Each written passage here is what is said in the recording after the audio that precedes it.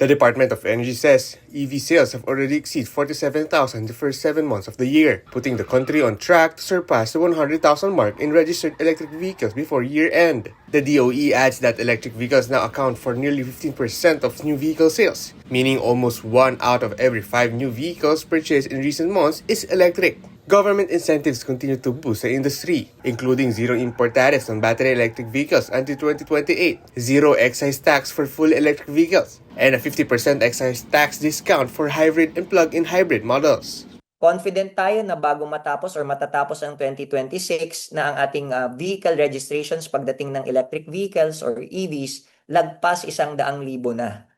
But the Electric Vehicle Association of the Philippines says the biggest selling point today isn't just the incentives, it's the savings. As fuel prices remain high, owners are spending far less on electricity than they would on gasoline.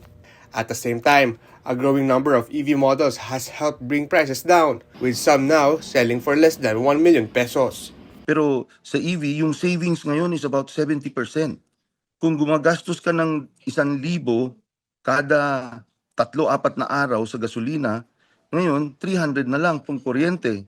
To keep the momentum going, the industry is calling on the government to extend tax and tariff incentives beyond their 2028 expiration, saying longer-term support would encourage more Filipinos to make the switch to electric vehicles. Other countries are having these incentives until 2040, yung iba 2035, kung pwede hanggang 2040 or another 10 years from 2028, pwede siguro, di ba?